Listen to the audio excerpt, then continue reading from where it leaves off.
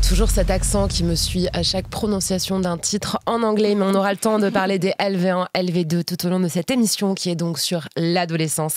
Et ce soir, pour discuter de ce sujet, je suis avec Marguerite, Asfar, Shamsi, Anna, RVR et Félix Radu. Et on va commencer tout de suite en rentrant dans le vif du sujet. Est-ce que l'adolescence, pour vous, c'est le début de l'âge adulte ou la fin de l'enfance ? Moi, j'avais une petite question. J'aimerais qu'on arrive à définir une tranche d'âge qui définisse l'adolescence. J'ai du mal à me projeter. Eh bien, cette question tombe très bien, puisque j'ai fait mes recherches. Ah, du tout. Et que l'OMS, donc l'Organisation mondiale de la santé, qui a tendance d'ailleurs à ne pas être tant écoutée que ça ces temps-ci, et ce serait bien de suivre ses recommandations, elle définit l'adolescence comme la tranche d'âge allant de 10 à 19 ans. Oh, wow. Cette période est marquée par des transformations rapides affectant la croissance physique, le développement cognitif et psychosocial, influençant la manière dont les adolescents ressentent, pensent, prennent des décisions et interagissent avec leur environnement. Voilà. Wow. Je te remercie. Je ne sais pas si ça nous éclaire ou non, mais je dois donc répondre à cette question. Mais toi, tu as fait un podcast récemment sur quand tu as eu 28 ans. Ouais. Sur du coup le 18 ans plus 10 ans, exactement. Le bilan un peu de la vingtaine, etc. Est-ce que tu as l'impression qu'en début de vingtaine, on est vraiment sorti de l'adolescence ou pas ? Pas du tout, et j'aurais tendance à dire, comme disent les vieilles personnes, que finalement l'enfance ne se finit jamais. On a un grand enfant toute notre vie. Moi, je suis encore aujourd'hui, j'ai l'impression, à mon grand âge de 28 ans, en train de comprendre ce qu'est la vie d'adulte et ce qu'est la fin de l'adolescence. Je pense que c'est le début du coup d'une évolution vers l'adulte et pas une fin. La fin, elle va prendre du temps, en ce qui me concerne en tout cas. Félix. Oui, pour moi, l'adolescence, c'est certainement un point de rupture. Enfin, j'ai la sensation qu'il y a deux facteurs qu'il faut prendre en compte, c'est l'intérieur et l'extérieur. Enfin, ce que je veux dire, c'est que quand on est adolescent, on ne se connaît pas soi-même et on ne connaît pas le monde qui nous entoure. Et on ne se connaît pas soi-même parce que tout change, en fait, notre rapport à notre corps, notre rapport à notre sensibilité, notre rapport à ce qu'on peut percevoir de nous-mêmes ou des autres. Et puis derrière, il y a le monde qu'on nous offre et qui est d'une brutalité sans borne. J'aime pas trop les gens qui disent le monde est merveilleux. À vrai dire, je trouve le monde assez dur.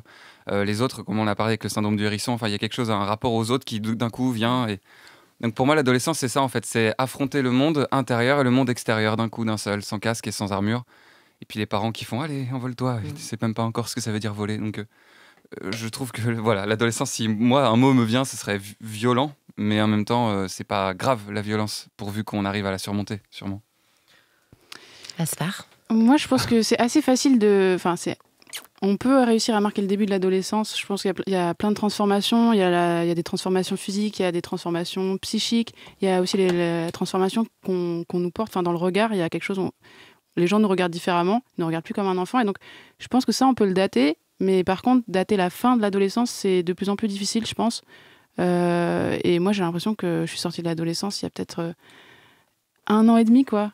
En fait, là, j'ai l'impression d'être une jeune adulte et pas encore une vraie adulte, mais il y a un truc où je sens que je suis un peu plus posée avec moi-même. Je me connais un peu mieux, mais je suis pas sûre que je me connaîtrai à 100% un jour. Mais je sais ce qui me fait du bien, je sais ce qui me fait du mal, je sais ce dont j'ai envie et j'arrive à faire mes propres choix. Parce que quand on est adolescent, on est un peu tiraillé entre la volonté d'autonomie, d'indépendance et le manque de facultés encore.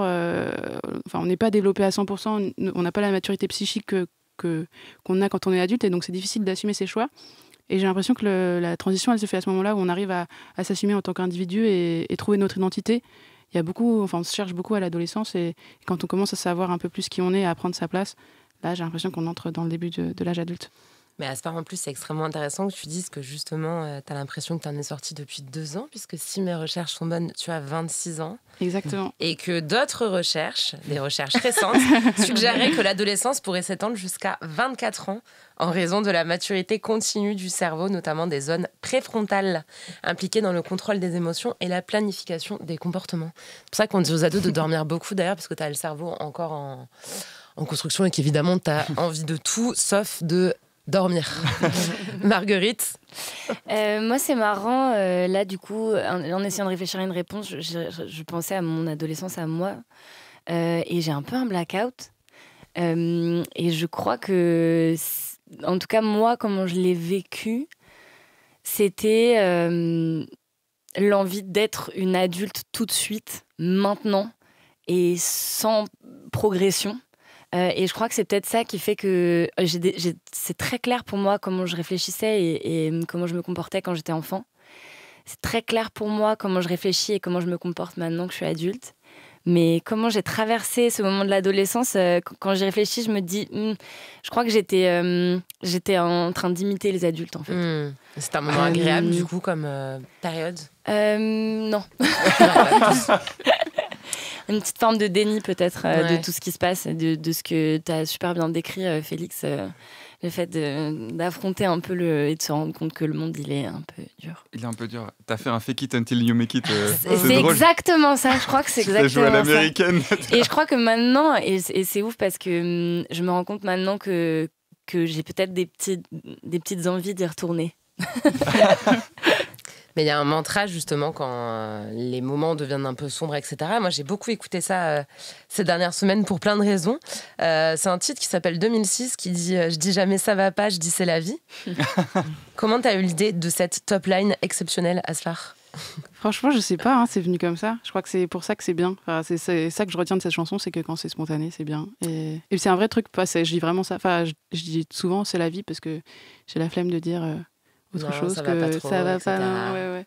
Donc je dis c'est la vie, je suis un peu saoulée et après ça passe. Ce titre est exceptionnel. Pour les quelques personnes qui n'avaient pas encore la vision, j'espère que vous l'avez à présent. Je suis un fangirl de ouf, je tiens à dire.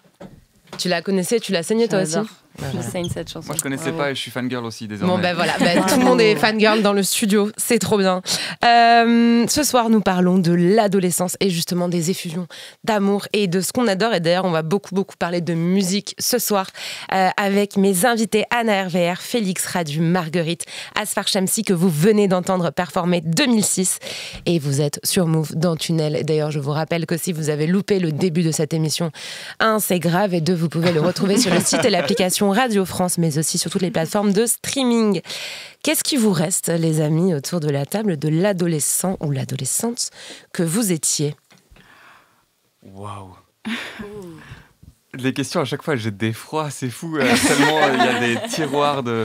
Mais tu connais la règle. Après, moi, si vous n'avez pas d'idée, je peux toujours commencer. Je pose que des questions auxquelles je sais répondre. Ah, tu sais répondre ? Mais oui, en fait, tu sais que j'ai beaucoup documenté sur Instagram mon arrêt de l'alcool à peu près quand j'ai commencé cette émission, donc il y a 1 an et demi, en sachant qu'avant, à Bruxelles, c'est quand même une vie très très festive, donc je faisais énormément la fête. Et un jour, je me suis dit, tiens, expérience sociale, je vais arrêter l'alcool, on verra ce que ça donne pendant 6 mois. Et en fait, j'ai pas repris. Enfin, j'ai bu un petit peu à mon anniv il y a quelques mois, mais ça fait plus partie de ma vie. Et en fait, le truc qu'il y a, c'est que comme en sortant de l'adolescence, quand j'ai commencé mes études à 17 ans, j'ai commencé l'alcool, et en fait, c'est comme si ça avait fait une parenthèse où je me dégommais la tête tout le temps, comme beaucoup de gens dans la vingtaine, et qu'en fait, quand j'ai arrêté, donc il y a 1 an et demi, quand j'ai arrêté à 28 ans, donc au bout de 11 ans d'alcool, et c'est comme si ça avait fermé la parenthèse et que j'avais un peu... C'est trop bizarre ce que je dis, je sais, mais peut-être qu'il y a des gens qui vont comprendre. En fait, j'ai perdu ce style de vie à la con et du coup, c'est comme si j'étais revenue dans le mood dans lequel j'étais à 17 ans et vraiment, j'étais tellement badass quand j'étais ado. Genre vraiment, j'avais envie de bouffer le monde et là, je suis à nouveau dans ce mood, donc franchement, ça fait trop plaisir. Voilà. Tu penses que c'est un peu hors thème, mais que ce mode de vie-là t'a endormi et t'a éloigné de ce qui était important pour toi? Ça m'a enlevé ma grinta parce qu'en fait, dès qu'il fallait gérer un truc, je me la collais avec les potes. Dès qu'il fallait fêter un truc, je me la collais avec les potes. Dès que je m'ennuyais, je me la collais avec les potes, etc. Et du coup, en fait, ça laisse pas du tout de place, je trouve, à la créativité, à la réflexion vraiment sur ce qu'on ressent et comment l'exprimer de façon construite. Et tu vois, j'étais là, je repoussais tout jusqu'au moment où je me mettais une cuite et je réglais tous les trucs. Et en fait, c'est complètement con. Donc voilà. Donc là, j'ai retrouvé. Je trouve. C'est très personnel. Je pense d'ailleurs, je vais à nouveau écrire un post là-dessus. Mais j'ai vraiment retrouvé ma grinta d'adolescence et elle me fait très très plaisir. Voilà. Je sais pas si ça a inspiré quelqu'un autour de cette table. Il y a personne qui veut se lancer. Moi, je peux y aller. Je dirais qu'il me reste quelque chose qui a évolué. C'est le questionnement. J'ai l'impression qu'adolescente, je me questionnais. Surtout tout le temps et plus dans un truc de manque de confiance et de peur de ce qui m'entourait. J'avais hyper peur des autres et donc j'étais tout le temps en train de tout remettre en question. Aujourd'hui, je questionne plus pour apprendre et pour évoluer, mais sans l'aspect hyper anxieux et négatif si ça y est encore, mais sans l'aspect terrorisé du monde extérieur que j'avais pendant l'adolescence. Moi, je pense qu'il me reste des moments de solitude qui m'étaient indispensables et qui me le sont encore. Et pour moi, c'était des rituels. Je m'allongeais par terre et je mettais de la musique et je me connectais au sol avec mes écouteurs et j'étais en mode genre... Oh. C'est ça, être un être humain sensible. Et en vrai, aujourd'hui, je le fais encore. Et je crois que c'est une manière de prendre soin de soi pour survivre un peu. Et je le fais toujours et je pense que je le ferai toujours. Wow, Félix, je t'ai pointé du doigt alors que j'avais dit que je ne faisais pas ça précisément. Ce qui me reste de l'adolescence, c'est sûrement beaucoup de blessures, beaucoup de cicatrices. Certaines ont guéri sûrement. J'ai la sensation que je suis devenu l'ouvrier de l'enfant que j'étais, quoi. Y a des jours où j'en prends plein la tronche et tu sais, t'es dans ta chambre et tu te dis mais pourquoi je fais ça? Et je me dis en fait je fais ça pour le gamin qui était seul dans sa chambre et qui s'est dit un jour je vais faire ça. Et c'est ça qui me reste de l'adolescence, c'est l'âme, quoi. Je pense que je suis l'adolescent que j'étais, c'est juste aujourd'hui j'accomplis les rêves que je pouvais pas faire parce que j'avais pas la force, parce que j'avais pas les amis, les contacts, la liberté d'eux. Je suis juste l'ouvrier du gamin que j'étais, quoi. C'est Brel qui dit ça. Je sais pas si tu as sûrement la référence de cette longue interview de 45 minutes où il est dans un bar quelque part en Flandre et il enchaîne les bières et les clopes et il fait plein de considérations sur la vie. Bon, c'est vraiment une autre époque. C'est très misogyne d'ailleurs cette vidéo par ailleurs. Bon, de toute façon on est habitué, donc je veux dire, c'est pas ça qui va changer. Mais en fait, il dit que justement les adultes travaillent toujours à un rêve qui est celui qu'ils ont fait enfant en fait, et qu'à passer un certain âge on ne rêve plus. On sert juste à compenser et à réaliser les rêves qu'on a pu avoir. Oui, je sais pas si on ne rêve plus, mais je pense effectivement que le grand rêve, la grande aventure, elle se fait durant l'enfance et que derrière, il faut l'accomplir, quoi. On a une vocation qui se dessine, on a un truc dans le cœur qui bat et il faut pas le laisser mourir, il faut le laisser galoper, quoi. Donc voilà, c'est ça ce qui me reste de l'adolescence.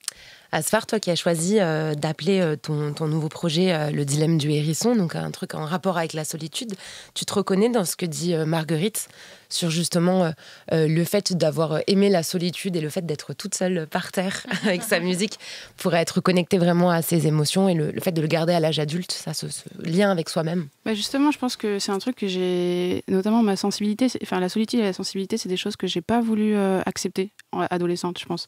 J'étais en colère et j'avais pas envie d'être comme ça. Et enfin, j'avais plein de modèles et ça correspondait pas à mes modèles, quoi, d'avoir cette sensibilité-là et cette solitude. Et donc j'ai vraiment voulu fuir ça. Et je pense que maintenant je trouve un truc cool là-dedans. Et j'ai trouvé plein de petites façons d'être à l'aise avec ça et d'accepter en fait la solitude et la sensibilité. Mais non, adolescente, je fuyais ça et avec tous les moyens possibles pour pas me retrouver confrontée à cette solitude et cette sensibilité. À cette table, on est né entre 95 et 2000, donc on est à peu près de la même génération, globalement, enfin j'estime. Faisant partie des 2,95, j'estime qu'on est de la même génération. La dénonciation. J'ai pas dit que c'était toi. Oui, mais tu m'as montré pas comme ça. Les 2,95, ouais, c'est vrai, maman est partie. Le côté sudiste, justement. On a globalement, on va dire, été ados à peu près en même temps. Quelle est l'année ou la période de l'adolescence qui vous laisse le plus de souvenirs? Est-ce que c'est le collège? Est-ce que c'est le lycée? Est-ce que c'est une année en particulier qui vous a marqué? Une éra musicale ou de la mode, peut-être? La 6e. C'est vrai. Ouais. Pourquoi la 6e? Bah déjà, j'ai changé d'école en 6e. Donc, je suis arrivée, j'étais nouvelle, j'étais la seule. Et j'étais, pour le coup, encore vraiment très enfant. J'avais mon sac à dos Hello Kitty et tout. Et je suis arrivée dans un collège où toutes les filles se maquillaient, portaient des talons et genre...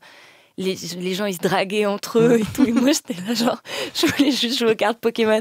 Et c'était un peu... et je pense que c'était le grand choc, en fait, pour moi, la 6e. Vraiment, le camion dans la gueule de « Wow, c'est fini ». Enfin, il y a un truc nouveau, il faut s'adapter. Et c'est la jungle. Et t'as mis combien de temps pour s'y faire? Parce qu'il y a des gens de tout âge qui nous écoutent, que ce soit des ados, mais aussi des parents, parce qu'il y a toute ma commu un peu plus âgée qui écoute. Combien de temps on fait pour s'y faire quand justement on reçoit le grand choc de t'es en CM2 dans ta petite bulle d'enfance et puis paf, il y a tous les grands, les 3e qui sont immenses? Franchement, moi, je crois que ça a duré un peu tout le collège et tout le lycée. En fait, c'est un long processus. Et surtout, moi, j'avais une maman qui me disait ne fais pas comme les autres. Donc en fait, là où elle aurait pu me dire essaye de t'intégrer un petit peu, elle aimait le côté anticonformiste et je la remercie pour ça parce qu'aujourd'hui ça fait de moi qui je suis et ça m'a permis de faire des choses géniales. Mais du coup, Peut-être que pour moi, le processus, il a été plus long parce que c'était cantonne-toi à ce que tu aimes et qui tu es, quitte à être un peu contre tous les autres. Donc, je crois que je m'y suis jamais vraiment fait, en fait, mais que je l'ai pas toujours que mal vécu. Parfois aussi, j'étais très fière d'être un peu différente. Anna, toi, le fait d'avoir justement une forme de notoriété dès l'adolescence, quand ça a commencé à arriver dans ta vie, tout ça progressivement quand même, mais c'est quand même quelque chose, ça t'a fait quoi? Ça a changé quoi ton adolescence? J'ai menti pendant très longtemps, j'ai caché ce que je faisais. J'étais du coup youtubeuse à l'époque et je filmais un peu ma vie, je faisais mes petits montages. J'avais vraiment un full-time job que je cachais à mes parents, à mes camarades. Et un jour, tout ce petit monde qui, moi, me rendait hyper heureuse et m'épanouissait vachement, a été découvert au collège en 4e. Et j'ai vécu un grand choc, comme de voir mon identité révélée aux yeux de tout le monde. Ça a été Anna assez Montana, compliqué. quoi. Anna Montana. Merci, c'est vraiment ma référence préférée. Et ouais, j'étais vraiment Anna Montana. Là où j'ai eu de la chance, c'est que j'ai fait un truc, je sais pas, naturellement, où j'ai essayé d'inclure les gens qui m'entouraient, donc mes camarades au collège. Je parle comme une très vieille dame, mais mes amis, les inclure dans ma vidéo. J'ai filmé un peu au collège tout ce qui se passait. Et donc ça a créé un peu un truc global où en fait les gens ont trouvé ça cool plutôt que honteux. Mais j'ai quand même pas mal souffert de cette différence. J'ai dû du coup m'armer d'une certaine distance par rapport aux autres et me préparer toujours à recevoir un coup dans la tronche et à prendre du recul par rapport à ça, ce qui est assez désagréable en tant qu'adulte. T'avais des haters dans ton collège ou pas trop? J'avais des petits haters, mais ils me prenaient pas trop la tête. C'est au lycée que c'est devenu encore plus compliqué parce que moi je suis campagnarde et donc pareil, je suis arrivée dans un endroit qui me ressemblait pas et où je me sentais pas à l'aise et là où les gens étaient un peu plus des haters. Mais en fait, ça me plaisait tellement et c'est tellement ma passion et ce que je suis, ce truc-là, que j'ai continué en serrant les poings finalement, toujours le poing levé, comme dirait Amel. Wow. Et, ouais, un peu long cette histoire. On arrive des bonnes refs là. Ouais. Mais t'as bien fait de pas lâcher en plus au final. Félix, toi qui es très poète, pourquoi tu penses que cette période nous laisse des souvenirs aussi vifs de par son intensité, que ce soit celle des colères, des chagrins d'amour, etc. Est-ce qu'il y a une âme adolescente qui te semble être particulière en tant qu'observateur, même pas forcément en te basant toi sur ton vécu, mais qu'est-ce qui semble assez fort, même dans la littérature d'ailleurs? Tu veux dire pourquoi est-ce que l'adolescence nous marque à ce point? C'est ça la question? Ouais. Je pense que c'est parce qu'on est sans armure et qu'on est balancé dans un monde qui nous bouscule et qui nous bouleverse. On découvre tout un tas de sensations, qu'elles soient négatives ou positives. Le premier amour, la première sensation que quelqu'un peut compter peut-être plus que nous. Il y a la découverte de la douleur du chagrin, du départ, et puis aussi de la découverte que les parents ne sont pas des dieux et que parfois ils n'ont pas les réponses et que parfois même ils ont des mauvaises réponses. C'est pour ça, je pense que ça nous marque à ce point. Moi personnellement, ça m'a à ce point marqué que je m'en suis senti déconnecté, Bon, t'inquiète, pardon. Je m'en suis senti déconnecté. Il y a eu une longue période de ma vie où je me rappelais pas trop de mon adolescence, à vrai dire. J'avais fermé la porte, il y avait un coffre au fort... parce que j'avais honte de qui j'étais, j'avais honte de ce qui a pu s'y passer et j'apprends via les interviews, c'est très surprenant, mais en public du coup, à rouvrir l'armoire et faire ah tiens dis donc c'est vrai qu'il y avait ça. Et parfois ça bouleverse un peu, puis parfois ça fait rire. Je retrouve des sacrés trucs. Ah oui c'est vrai que ça existe ce truc là dans mon passé. Voilà. On a un article Slate en 2014 traduit par Bérengère Viennot qui nous parle de pourquoi toutes les émotions, justement, paraissent plus vives. Et d'ailleurs, pourquoi on a autant de souvenirs, et notamment des souvenirs musicaux. L'article dit ceci: entre 12 et 22 ans, notre cerveau connaît un développement neurologique rapide, donc ça on en parlait tout à l'heure, et la musique que nous aimons pendant cette période semble s'incruster définitivement dans nos lobes. Lorsque nous formons des connexions neuronales, donc c'est vraiment un truc scientifique. Quand je dis scientifique, j'ai l'impression d'être Bigard qui crie scientifique sur Feu France Bleu, maintenant c'est ici, mais bref. Lorsque nous formons des connexions neuronales. En écoutant une chanson se crée une force trace mnésique qui se charge d'émotions exacerbées dues en partie à un déferlement d'hormones de croissance propre à la puberté. Ces hormones disent à notre cerveau que tout est d'une extrême importance et surtout les chansons qui composent la bande-son de nos rêves et de nos hontes d'adolescence. Ce feu d'artifice neuronal suffirait à lui seul à imprimer certaines chansons dans notre cerveau. Parce que c'est vrai qu'il y a énormément de gens qui... Enfin, j'en fais partie, mais je lisais du coup plein de témoignages de gens qui disaient « Bah oui, rien ne me semble aussi fort et aussi chargé émotionnellement que les musiques que j'écoutais ado. Et d'ailleurs, je vous ai demandé quelle chanson vous replongez le plus en adolescence. Anna, on commence par toi. Nervère, tu as choisi une chanson d'Avril Lavigne. Pourquoi ? Avril Lavigne, comment vous expliquer ? Asfar, t'as dit un mot très important tout à l'heure qui est le mot colère, que moi je rattache vachement à mon adolescence. J'étais très énervée, je ne comprenais pas pourquoi j'étais autant en colère et en contradiction avec les gens qui m'entouraient. Et donc, Avril représentait pour moi l'extériorisation de toute cette colère. J'avais l'impression que le rock'n'roll allait m'aider à extérioriser, alors que c'est du rock gentil, mais elle était vraiment tout ce que je voulais être. Je l'aime encore aujourd'hui, je l'adore, je veux me faire cette couleur de cheveux fantastique. Et c'est Skater Boy de Avril Lavigne que j'ai choisi. Quel est le sentiment qui a marqué votre adolescence ? Est-ce que c'était plus la joie toujours de la découverte, ou c'était plus un espèce de truc de révolte, ou c'était plus de la tristesse d'avoir quitté l'enfance, de l'impatience d'être à l'âge adulte ?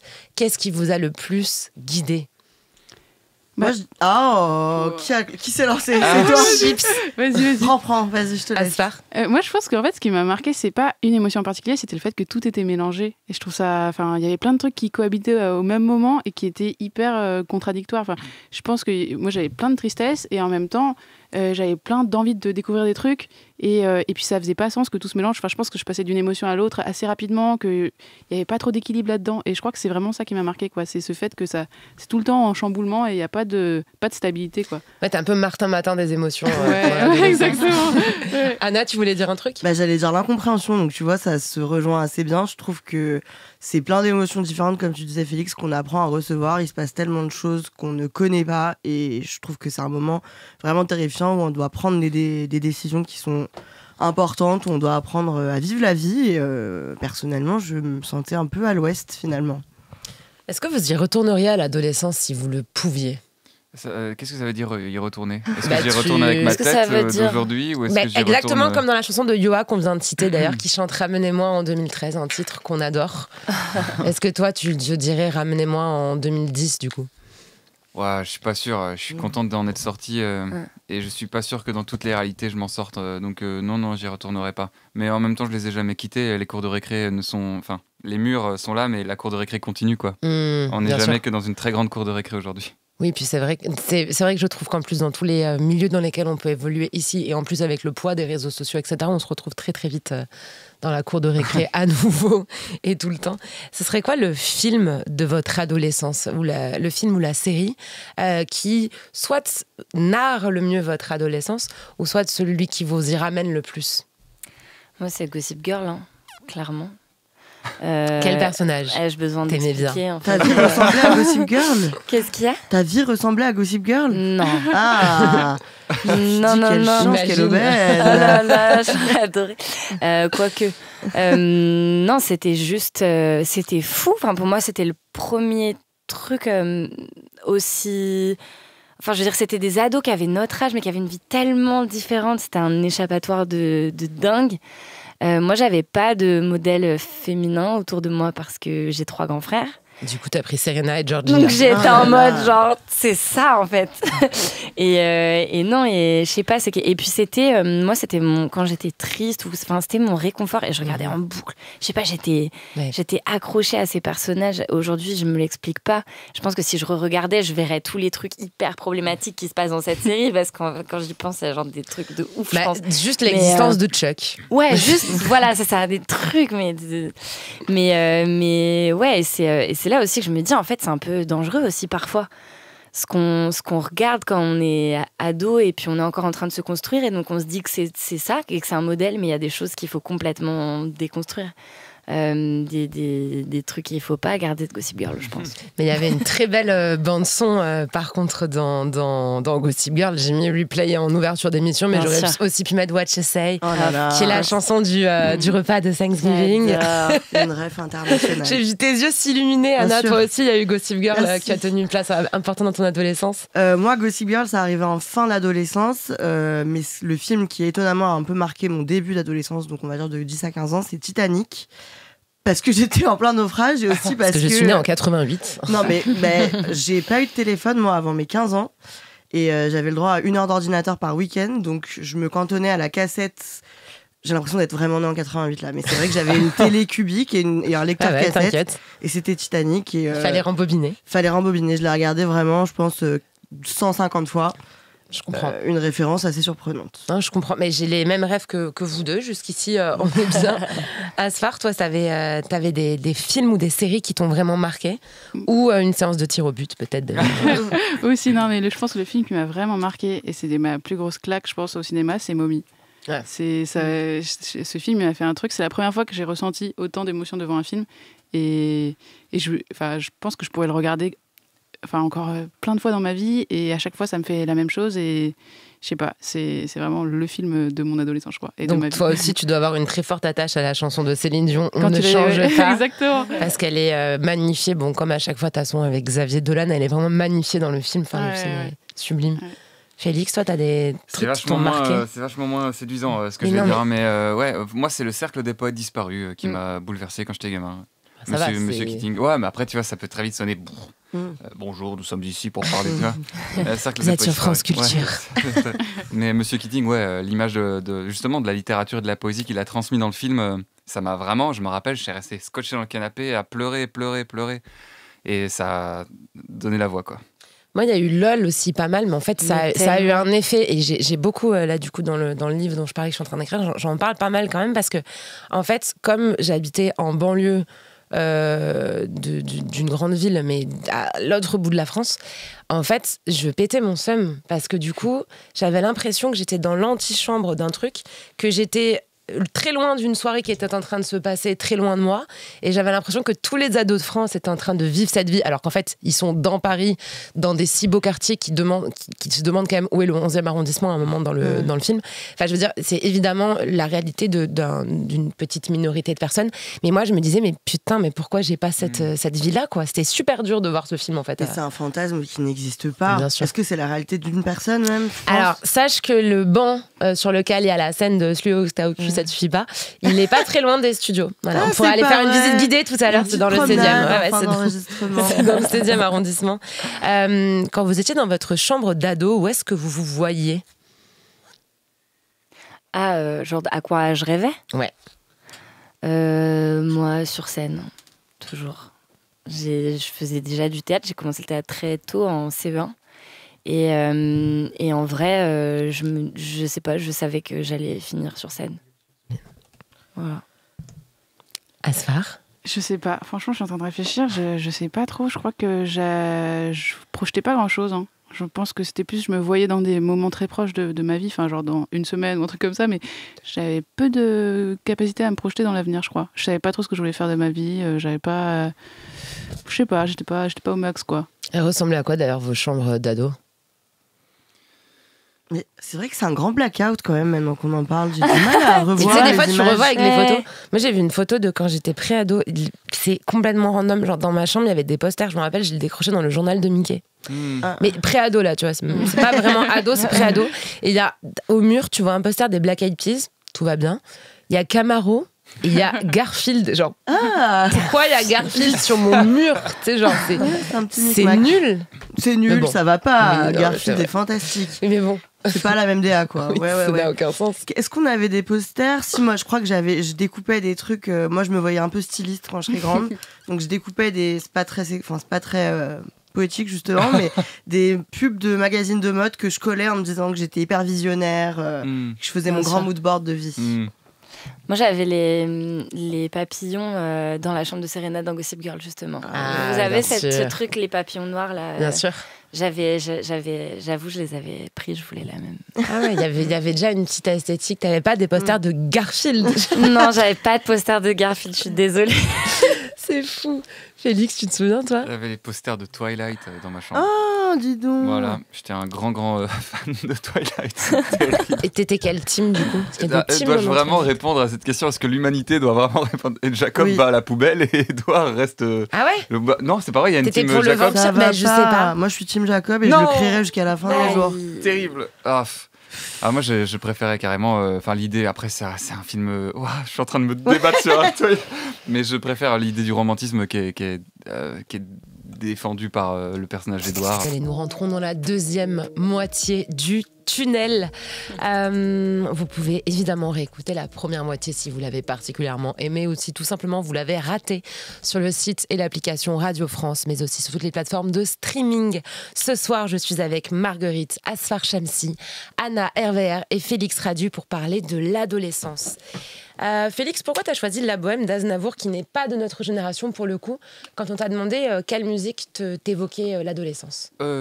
Parce que l'art est intemporel et que c'est pas parce que ça a été créé avant moi que je peux pas en saisir tout le tiroir. Voilà, je pense que c'est ça la réponse. Moi, j'écoutais Aznavour quand j'étais gamin et c'était peut-être un ami mort avant moi, mais un ami quand même. Voilà, donc j'écoutais beaucoup Aznavour et j'étais, comme tu l'as dit hors antenne, nostalgique d'un 20 ans que je n'ai même pas encore vécu, quoi. Il y a quelque chose de... Voilà.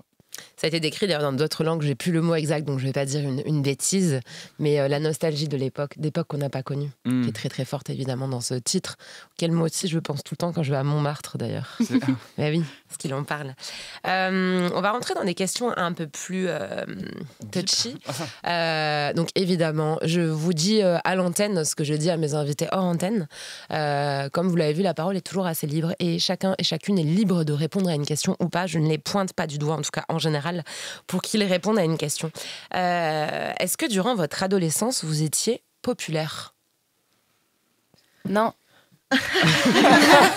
Jamais c'est dit. Marguerite, elle a la question pour un joueur. Non. La réponse est 5 non. points. Ouais, moi non plus, hein, c'est un grand nom.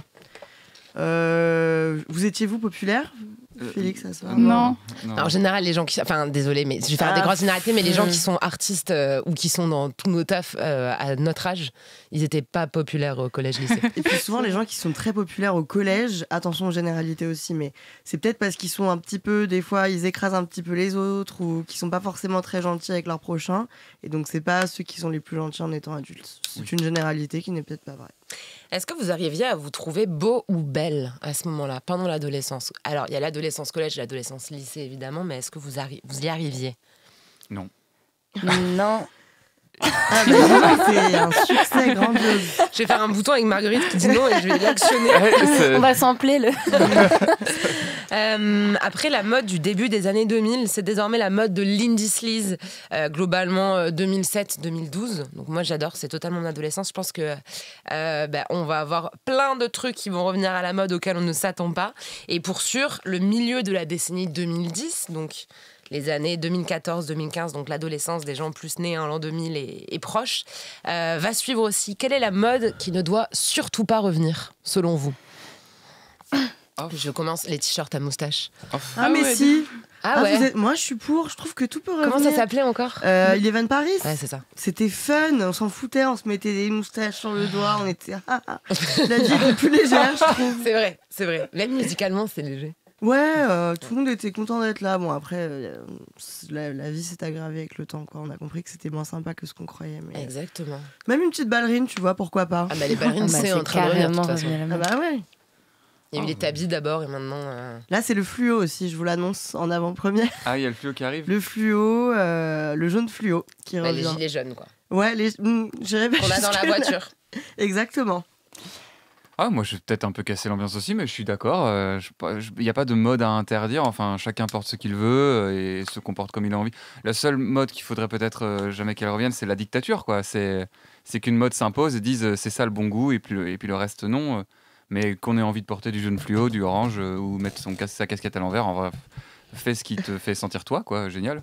Moi, je mettrais juste un petit bémol sur les modes qui font qu'il faut être skinny ou rien pour porter les vêtements. Ouais. Et la mode des années 2000, alors la mode des années 2000, c'était énormément ça.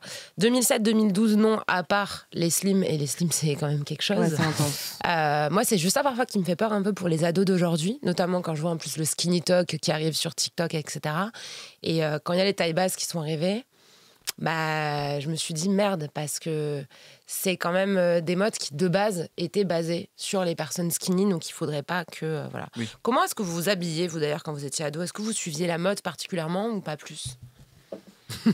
Marguerite, si tu dis non, Dis-nous non, s'il te plaît. Non, mais justement, comme je disais plus tôt, j'avais une maman qui mettait un point d'honneur à ne pas m'acheter ce qui était à la mode. En fait, c'était une manière, je pense, de m'apprendre à penser par moi-même d'une manière générale. Et je trouve ça trop génial qu'elle ait fait ça.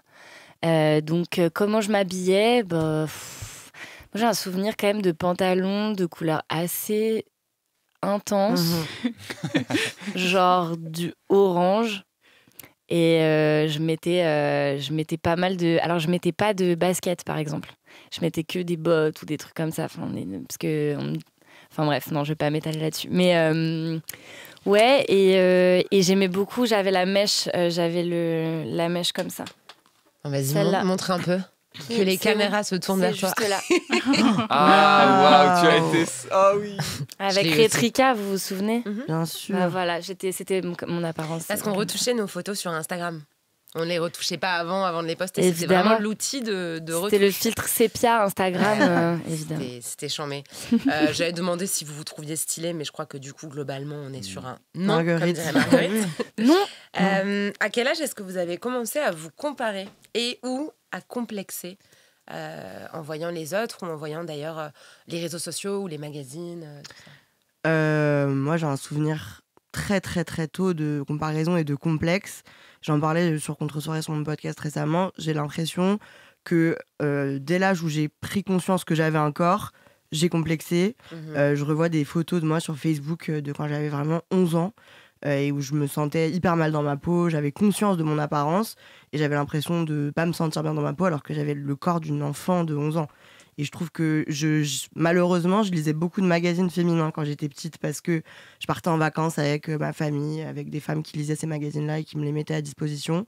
Et à l'époque un peu Kate Moss, la presse féminine était complètement barge et avait aucun mal à dénigrer le physique des femmes, à faire de la grossophobie, à tirer l'arigot. Et donc je me l'appropriais alors que j'étais un enfant ou une préadolescente, quoi. Oui, en plus en grandissant avec ça dans la préadolescence, ça a été très compliqué pour la plupart, en tout cas des meufs de notre génération, de passer entre les mailles des troubles alimentaires. Ah, complètement. Que tu gardes après dans la vingtaine, dans la trentaine, évidemment, sinon c'est pas drôle. Bien sûr. Est-ce qu'on peut grandir sans complexe? J'ai regardé Marguerite en mode attention. Non. Non. non, mais attendez, on va développer quand même. Non, mais en vrai, pour revenir sur ça, tout à l'heure, quand tu demandais si on s'était trouvé beau, j'ai l'impression que en fait, moi, pendant mon adolescence, j'ai jamais eu l'espace de me poser la question de si juste moi, je me sentais belle ou pas. C'est-à-dire que c'était tellement... on est tellement confronté au regard des autres quand on est adolescent, qu'on est au collège, au lycée. Moi, je me souviens, en 6e, les garçons faisaient des listes, genre le top 10 des filles les plus moches, le top 10 des seins les plus... Mais vraiment, c'était vraiment... Et je crois que du coup, la violence de ça m'a empêché de me poser la question si moi-même je me sentais belle ou pas. C'était, il faut que j'arrive à ne pas être dans cette liste, à être plutôt dans celle-là et à remonter le truc et tout. Et je pense que, du coup, pour refaire le lien avec ta question, je pense que c'est pas possible de grandir sans complexe. Je pense que c'est exactement le cœur, c'est le nerf de la guerre, quoi. Puis ça apprend à vachement aussi devoir tout faire pour rentrer dans le prisme de la belle meuf pour les garçons. Et ça crée aussi ce qu'on appelle compulsory heterosexuality. Vraiment, l'anglais est toujours excellent, mais une hétéronormativité où on se dit, en fait, c'est aux hommes que je dois plaire, etc. Et toi, t'en parles dans ton tube là, qui est en train de déferler, qui s'appelle Les filles, les meufs. Du fait qu'en gros, tu as mis du temps à réaliser que t'aimais bien les meufs aussi. Bien sûr. Parce que moi, très clairement, quand j'étais ado, ça n'existait pas autour de moi. Il n'y avait pas de place pour ça. Ça n'existait pas. Il y avait même des gens de mon collège qui distribuaient des tracts contre le mariage pour tous. Ah ouais. Ouais. Donc, se poser même la question n'était pas une option. Donc voilà.